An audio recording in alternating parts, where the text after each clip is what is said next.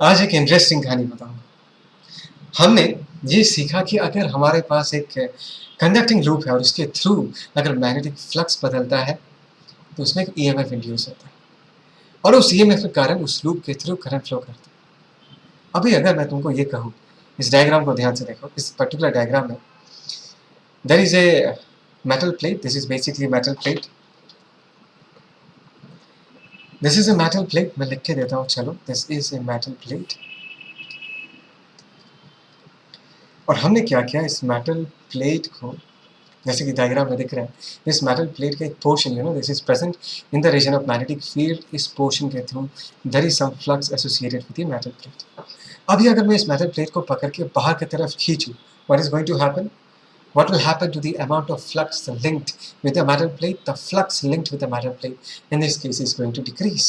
इस particular metal plate के साथ जो flux link है वो decrease होना चालू करेगा, मतलब there is a change of flux. So क्या हम इस loop वाले concept, क्या बोला मैंने, ये loop वाले concept को यहाँ पर भी apply कर सकते हैं? तो अगर इस metal plate के through flux बदल रहा है, so what do we expect? We expect कि yes, there has to be some EMF induced in this metal plate. देखो, करंट भागेगा या नहीं भागेगा वो तो बात की बात है। फ्लक्स बदलेगा तो EMF इंड्यूस होगा, चाहे तुम्हारे पास एक लूप हो चाहे तुम्हारे पास एक मेटल प्लेट हो। Loop and metal plate are just the medium जहाँ पर EMF अपना टैलेंट शो कर पाता है।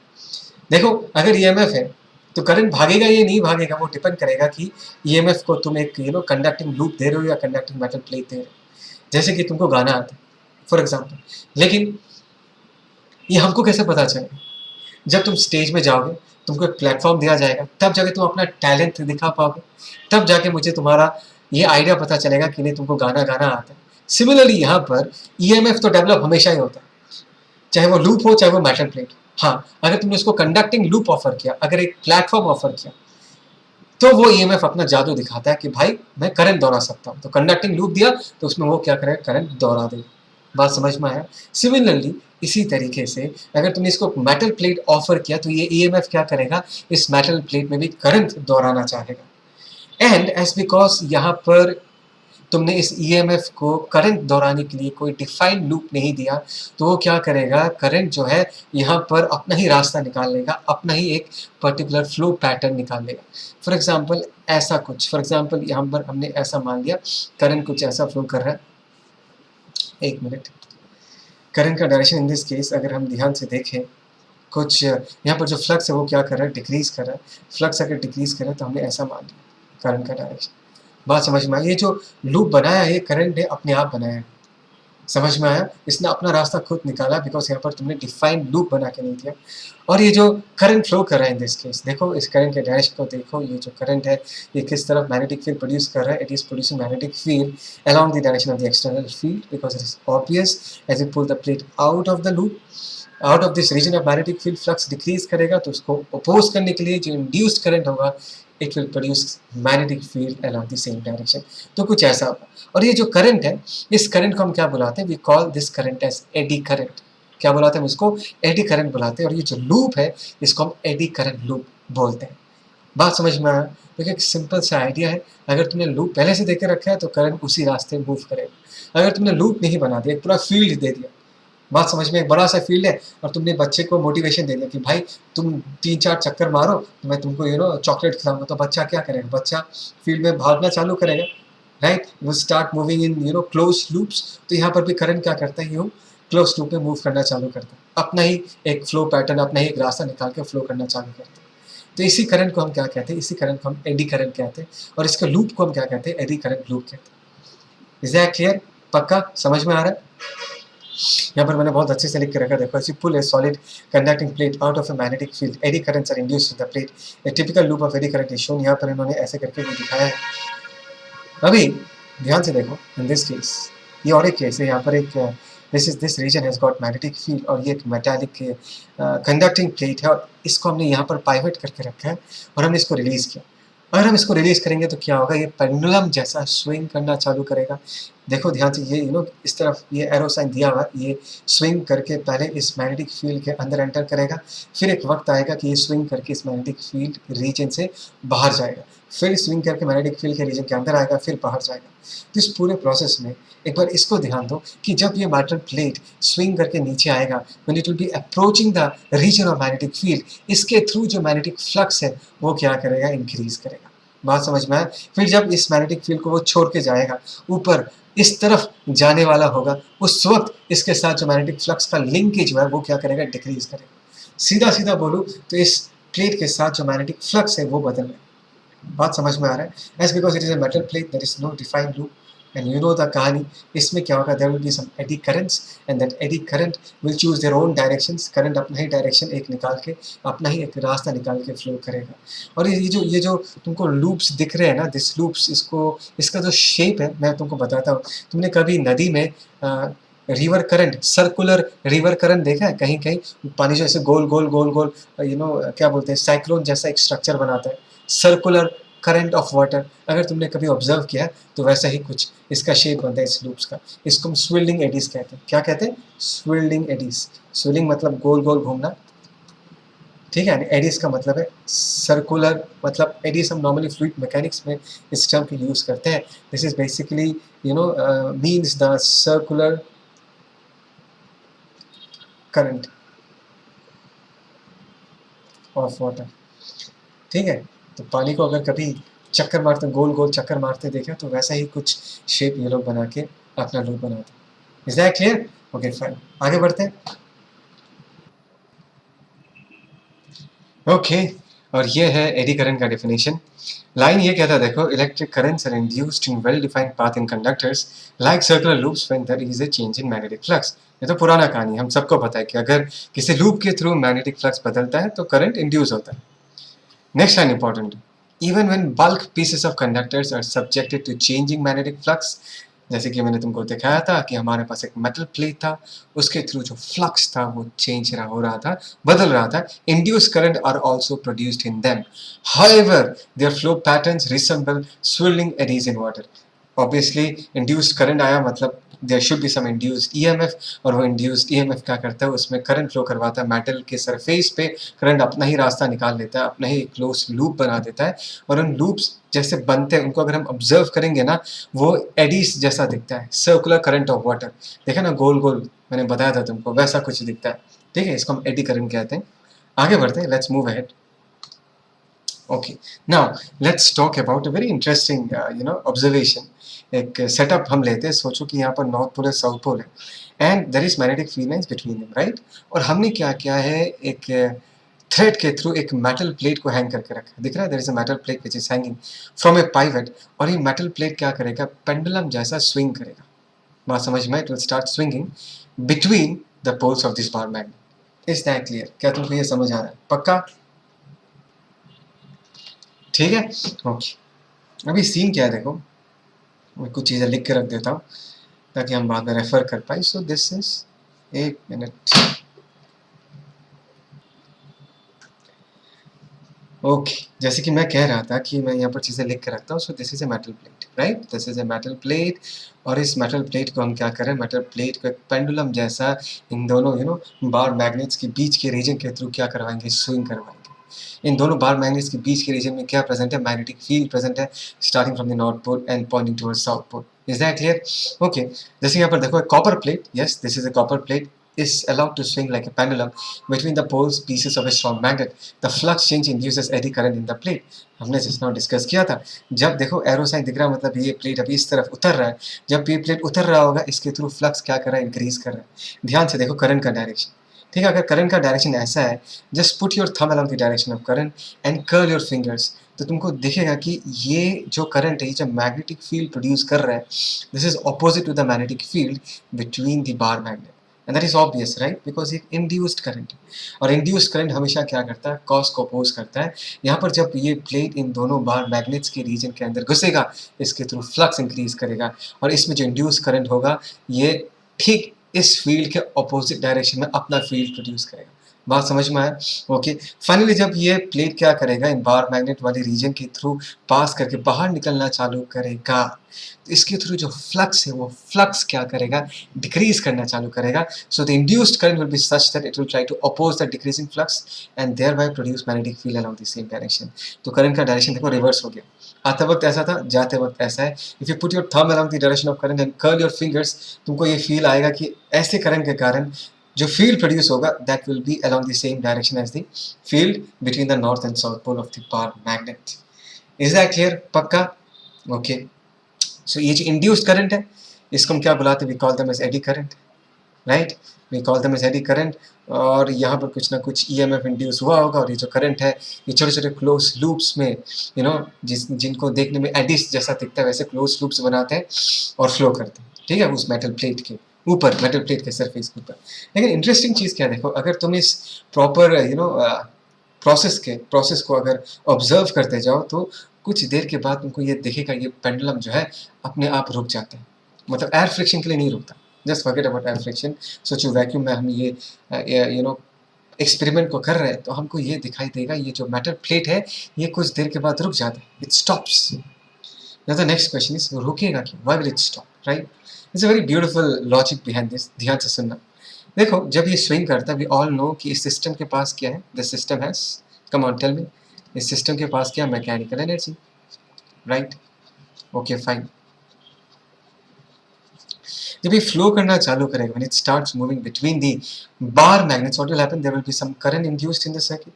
That means some amount of mechanical energy will get converted into what? Electrical energy. Current अगर फ्लो करना चालू करेगा तो उसको एनर्जी कहाँ से मिलेगा?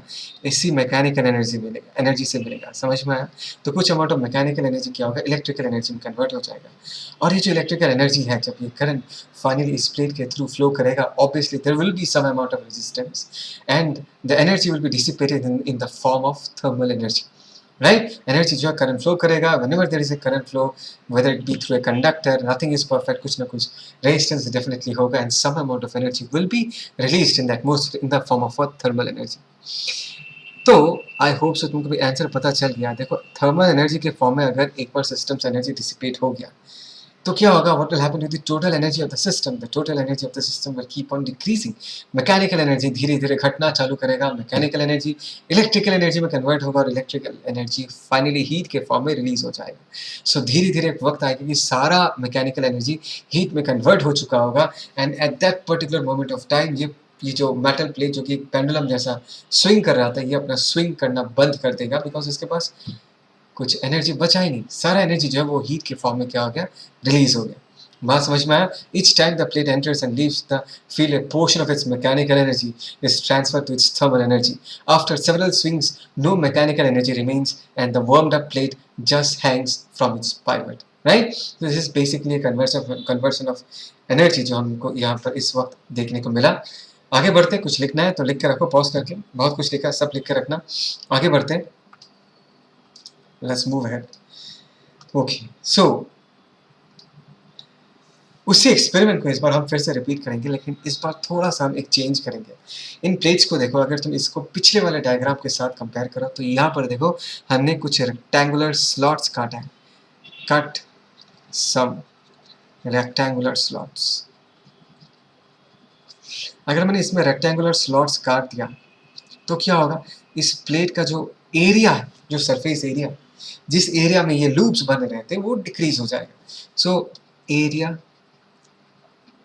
ऑफ प्लेट, बात को समझो, area of plate decreases. Is that clear? अच्छा, अगर प्लेट का एरिया डिक्रीज होगा तो इससे फर्क क्या पड़ेगा? ध्यान से सुनो, बहुत बढ़िया से एक लॉजिक हम डिस्कस करेंगे यहाँ पर. ध्यान से देखो, जब एरिया कम हो चुका है, जब इसके थ्रू जब फ्लो करेगा, वी ऑल नो फ्लक्स बदलेगा, एडी करंट आएगा, एडी लूप्स बनेंगे. तो ध्यान से देखो, ये इस डायग्राम को इन्होंने बड़ा करके दिखाया है. तो जो लूप्स बनेंगे वो अभी कुछ इस तरीके से बनेंगे. बात समझ में आया? This loops have grown smaller because area ही कम हो गया ना यार. पहले पूरा जब मेटल प्लेट था उस वक्त एरिया बहुत ज़्यादा था. अभी अगर तुमने रेक्टेंगुलर स्लॉट्स काट के निकाल लिया तो एरिया क्या हो जाएगा? एरिया घट जाएगा और लूप्स जो बनेंगे वो छोटे छोटे लूप्स बनेंगे. बात समझ में आता है? और इस बात को भी याद रखना कि भाई साहब, ये जो करंट है ना, दिस इज इंड्यूस्ड करंट. ध्यान से समझने इस बात को। ये क्या है? दिस इज इंड्यूस्ड करंट, बहुत इंपॉर्टेंट एक लॉजिक समझाने वाला।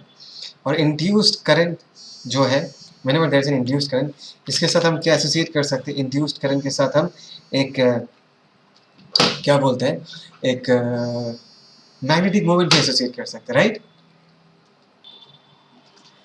थोड़ा सा डाइवर्ट हो गया था। ठीक है, मैं ये कह रहा था कि ये जो इंड्यूस्ड करंट है, ध्यान से सुनना, ये इंड्यूस्ड करंट कैरिंग लूप है। चलो, this is a induced current carrying loop, लिखता हूँ, current carrying loop. We all agree, right? Okay. और ये इंड्यूस्ड करंट कैरिंग लूप अगर है तुम्हारे पास, ऑब्वियसली करंट कैरिंग लूप के साथ हम क्या एसोसिएट कर सकते हैं? एक मैग्नेटिक मोमेंट भी एसोसिएट कर सकते हैं, right? We can associate a magnetic moment. Whenever there is a current carrying loop, there will be a magnetic moment. और ये जो induced current carrying loop है, ये क्या करता है? ये तुम्हारे cos को अपोज करता है, right? लेंस लॉ, इसका जो बेसिक नेचर है वो क्या करेगा? वो cos को अपोज करेगा। इन दिस केस cos क्या है? देखो, एक cos तो ये है कि फ्लक्स चेंज हो रहा है, एंटर करेगा तो फ्लक्स इंक्रीज करेगा, छोड़ के जाएगा तो फ्लक्स घटेगा। या मैं ऐसे भी कह सकता हूँ स्विंगिंग ऑफ पेंडुलम। थोड़ा अगर और जनरल टर्म्स में बोलूँ तो स्विंगिंग ऑफ पेंडुलम या स्विंगिंग ऑफ प्लेट मैं कहना बेटर होगा। जो प्लेट स्विंग कर रहा है, ये भी हम कॉस कह सकते हैं, प्लेट जो स्विंग कर रहा है। तो क्या है, देखो ध्यान से देखना। तो अगर इंड्यूस करंट कैरिंग लूप के पास एक मैग्नेटिक मोमेंट है और इंड्यूस करंट लूप अगर कॉस को अपोज करता है, तो ये जो मैग्नेटिक मोमेंट डेवलप होगा इस इंड्यूस्ड करंट के लिए, वो भी क्या करेगा? वो भी स्विंगिंग ऑफ प्लेट को क्या करेगा? अपोज करेगा। एक छोटा सा आइडिया एस्टेब्लिश करने का कोशिश कर रहा हूँ। हमको पता है कि जो इंड्यूस्ड करंट आएगा वो कॉस को अपोज करेगा। कॉस क्या है? Swinging of the plate, right? और इसी इंड्यूस्ड करंट इंड्यूस्ड करंट के कारण एक मैग्नेटिक मोमेंट बनता है। तो हम ये भी कह सकते हैं जो मैग्नेटिक मोमेंट डेवलप होगा वो भी क्या करेगा? प्लेट के स्विंग को क्या करेगा? अपोज करेगा। ध्यान से देखना। तो इन दिस केस अगर मैं यहाँ से छोटे छोटे रेक्टेंगुलर स्लॉट्स काट के निकालूं, अगर लूप का एरिया घट चुका है, अगर मैं प्रीवियस केस के साथ कंपेयर करूँ जहाँ पर पूरा प्लेट फ्लैट था, all over the surface there was some eddy current, अभी अगर मैं काट के निकाल लूँ, एरिया डिक्रीज हो गया, तो लूप का जो एरिया वो भी क्या हो गया? डिक्रीज हो गया। और मैग्नेटिक मोमेंट NIA होता है, अगर एरिया डिक्रीज हो जाएगा तो मैग्नेटिक मोमेंट भी क्या करेगा? डिक्रीज कर जाएगा। और ये मैग्नेटिक मोमेंट क्या करते हैं? ये मैग्नेटिक मोमेंट भी कॉस को क्या करता है? अपोज करता है। स्विंगिंग ऑफ प्लेट को क्या करेगा? अपोज करेगा। S because magnetic moment decrease हो गया। क्यों डिक्रीज हो गया? Because area of the loop has decreased. जो यही मैग्नेटिक मोमेंट अगर प्लेट की स्विंगिंग को अपोज करता है इस बार, yes, because area is less, magnetic moment is less, इस swinging of plate को कम अपोज करेगा। और ये जो प्लेट है ये प्रीवियस केस के रेस्पेक्ट में और ज़्यादा फ्रीली क्या कर सकता है? और ज़्यादा फ्रीली स्विंग कर सकता है और एक लंबे टाइम के लिए स्विंग कर सकता है। बात समझ में आया? तो रेक्टेंगुलर स्लॉट करने से तुमको ये वाला फर्क तुमको देखने को मिलेगा। बात समझ में आया? देखो, thus the pendulum plate with holes or slots reduces electromagnetic damping. Damping मतलब is basically loss of energy and the plate swings more freely. Note that the magnetic moment of the induced current which opposes the motion depend upon the area enclosed by the current. Area decrease होगा तो उसका magnetic moment decrease करेगा and obviously जो opposition है वो भी क्या करेगा? decrease करेगा। swinging की opposition को decrease करे मतलब swing जो कर रहा है उसको अगर कम अपोज करेंगे तो ये जो पेंडुलम है वो भी बहुत आसानी से, आराम से, बहुत लंबे टाइम तक क्या कर सकते हैं? स्विंग कर सकते हैं। ठीक है, पॉज करके लिखो, आगे बढ़ते हैं। Let's move ahead. And finally अगर मैं इस पर्टिकुलर सिचुएशन का देखो, ये अभी बहुत प्यारा सा सिचुएशन है। देखो, इसमें ऐसा सीन है कि हमारे पास एक मेटल प्लेट है and there is a power magnet, ऊपर नॉर्थ नीचे साउथ होगा डेफिनेटली। और इस प्लेट को हम क्या कर रहे हैं? इस प्लेट को हम खिसका के आगे बढ़ा रहे हैं, वी वेलोसिटी से आगे लेके जा रहे हैं। क्या बोलते हो? दिख रहा है ना? वी वेलोसिटी से हम खिसका के आगे लेके जा रहे हैं। एंड बहुत बढ़िया से एक डिस्कशन होगा, ध्यान से देखना। देखो, यहाँ पर हमने एक छोटा सा एरिया चूज करो, ये यहाँ पर एक एरिया इमेजिन करना और यहाँ पर एक एरिया इमेजिन करना। तो ध्यान से देखो, ये वाला जो एरिया है, दिस इज, अगर वेलोसिटी इस तरफ है, this area is entering the region of magnetic field. तुमको समझ आया मैंने क्या कहा? ये जो एरिया है वो क्या है? मैग्नेटिक फील्ड के रीजन को एंटर कर रहा है। और ये जो एरिया है, leaving the region of magnetic field. बात समझ में आ रहा है? This is leaving the region of magnetic field. ये जो एरिया ये बाहर की तरफ निकल के जा रहा है और ये वाला जो एरिया है वो मैग्नेटिक फील्ड के अंदर एंटर कर रहा है। तो इस एरिया के थ्रू फ्लक्स हम क्या कर रहे हैं? इस एरिया के थ्रू हम कह सकते हैं फ्लक्स क्या कर रहा है? फ्लक्स इंक्रीज कर रहा है। और इस एरिया के थ्रू फ्लक्स जो है वो क्या कर रहा है? डिक्रीज कर रहा है। Flux through this region is what? Decreasing. So ध्यान से देखो, इस रीजन में जो एडी करंट डेवलप होगा उसका डायरेक्शन किस तरफ होगा। ये जो रीजन है इसके थ्रू फ्लक्स इंक्रीज कर रहा है, तो एडी करंट जो डेवलप होगा it will be such that it will produce magnetic field exactly opposite to the green field. Green is the external field, और ये जो ब्लू कलर का फील्ड तुमको दिख रहा है ये एडी करंट का फील्ड है। करंट का डायरेक्शन दिख रहा है, ये जो एरो साइंस दिख रहा है, just put your thumb along the direction of current and curve your fingers, और तुमको दिखेगा कि तुम्हारा फिंगर्स इस तरह पॉइंट कर रहा होगा। तो देखो ये जो ब्लू वाला फील्ड है वो ग्रीन वाले फील्ड को क्या कर रहा है, अपोज कर रहा है। बिकॉज इस वाले रीजन के साथ अगर हम इस वाले रीजन को ध्यान से देखें तो इस वाले रीजन के थ्रू जो फ्लक्स है वो क्या कर रहा है, वो इंक्रीज कर रहा है। सिमिलरली अगर मैं इस रीजन को देखो ये इस मैग्नेटिक फील्ड के रीजन से बाहर जा रहा है, फ्लक्स डिक्रीज कर रहा है, तो इंड्यूस करंट ऐसा होगा कि वो डिक्रीजिंग फ्लक्स को अपोज करेगा। It will produce magnetic field along this same direction of this green field. तो ध्यान से देखो, ये जो ब्लू कलर का एरो दिख रहा है और ये ग्रीन फील्ड का जो एरो है दोनों एक ही डायरेक्शन में है। देखो, और करंट का डायरेक्शन दिख रहा है, करंट का direction, just put your thumb along the direction of current, curl your fingers, field जो है वो नीचे की तरफ ही है, दिख रहा है। तो ये वाले जगह पर जो एडी करंट डेवलप होगा वो एडी करंट क्या करेगा, it will produce field along the same direction as the external field. बात समझ में आ रहा है? बहुत प्यारा सा एक सिचुएशन है ये। आई होप से तुमको ये फंडा समझ में आया। तो ऐसे क्लोज लूप्स बनाते हैं, इन लूप्स को हम क्या बोलते हैं, एडी लूप्स बोलते हैं। Is that clear? सो ये एक छोटा सा आइडिया था एडी करंट को लेकर। I hope so you enjoy this. अच्छे से नोट्स बनाना, सिंपल सा आइडिया है। कुछ भी डाउट हो please feel free to comment, ठीक है? Please like, share and subscribe the channel. Take care, bye.